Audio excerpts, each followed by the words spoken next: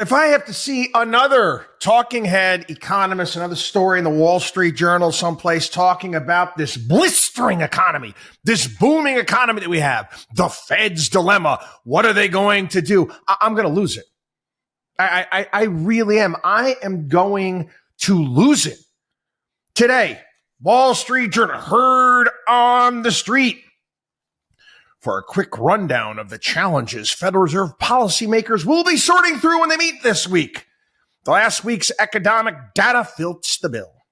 Start with GDP. The Commerce Department on Thursday reported that the economy grew at a blistering 4.9 annual rate, making the fastest pace since the fourth quarter of 2021.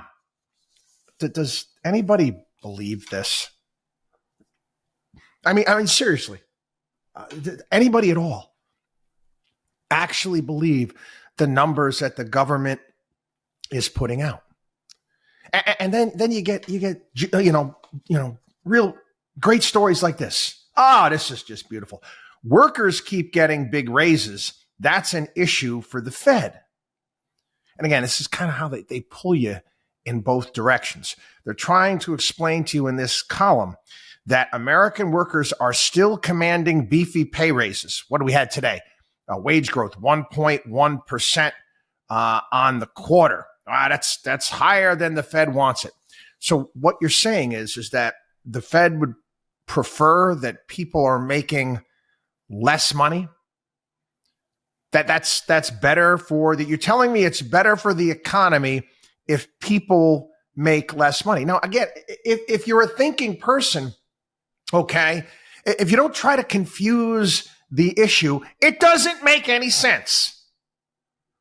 It doesn't make, sure, you can pull some economists out here with a million different models and charts and explain, well, that's going to factor down into prices for goods and services, and it's going to drive the price of things, and they're going to give you all of this BS.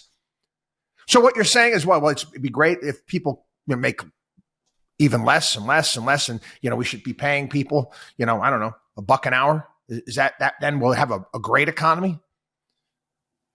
No. It's the fact that they claim that they have some sort of control or understanding of something which is absolutely impossible to understand. What we can understand is what our eyes tell us. I've often talked about each and every one of us being our own do-it-yourself economists. Now, again, podcasts here, we lament about all of the crime that's taken place in the country and the fact that, you can't even put toilet paper out on the shelves in certain cities. I got pictures of it at this point in time. With the amount of crime that's taking place, the amount of theft that's taking place. We've talked about companies reporting now what they call it shrinkage rather than theft. Do you think we got a booming economy when crime is at ridiculous levels? And it's actually becoming an issue on annual reports for corporations, the amount of stuff, the billions of dollars that is stolen every single. Is that a sign of we have a booming economy? Or is that the sign of some sort of third world despotic place? Just saying, I'm throwing it out there. You tell me what you think. Then we got this story. 516 publicly listed firms have filed for bankruptcy from January through September of 2023. Many of these firms most certainly propped up by ultra low rates and investment banks out there that were willing to float them some capital and then sell that loan off to somebody else, to some sucker somewhere else, because they're really good at that. What is a zombie business? We've talked about them for a while. These are businesses that are unprofitable. They are unprofitable, and they need to be propped up either by government money or by, again, investment bank money. One or the other. It's unsustainable. And we've warned people about these, but now 516 of them gone out of business. Even the investment banks at this point in time can't trick people into buying some of these packaged garbage loans that they're putting together. Then you're getting this overall pessimistic tone on many conference calls that we're having with corporations as they report earnings. and they're looking at their profits moving forward, and they're just not seeing it at this point in time. And again, there's a lot of concern that's out there.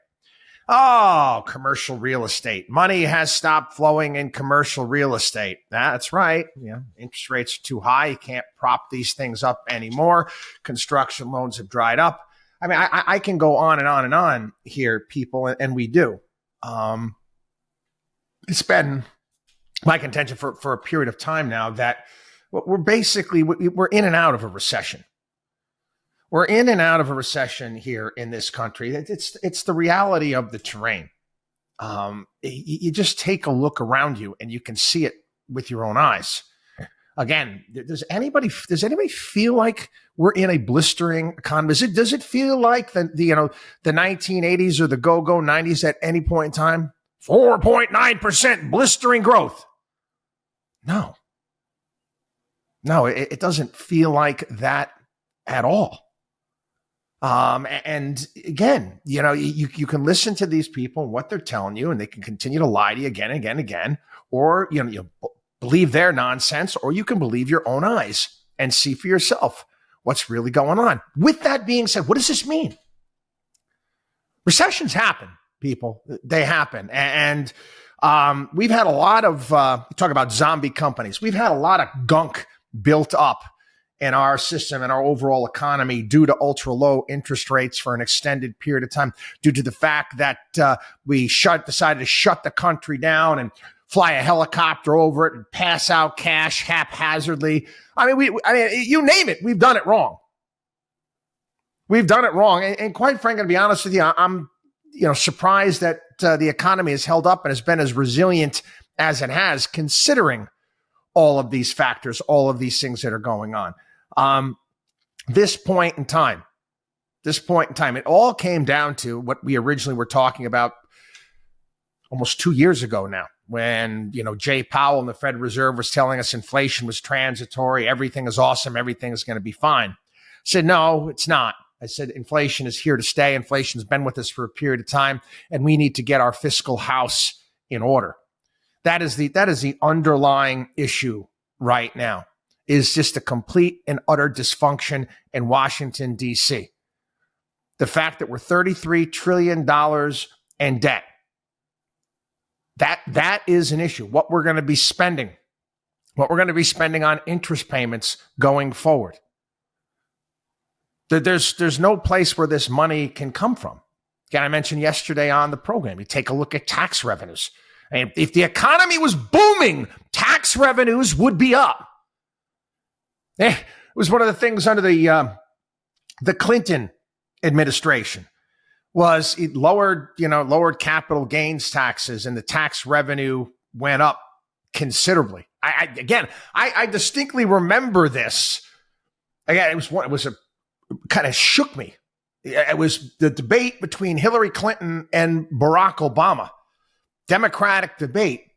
And who was the moderator at the time? It'll come to me in a minute. But the question was asked about, taxes and capital gains taxes. And the question was posed. They said, well, under Bill Clinton, they lowered capital gains taxes, and tax revenue to the government increased.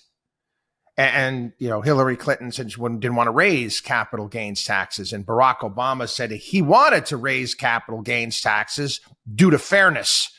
And I was like, oh boy, here's another economic ignoramus right here. Doesn't get it or understand it at all. But yeah, if we were booming, why are tax revenues so far down? All of these things, we can take a look at from every different angle.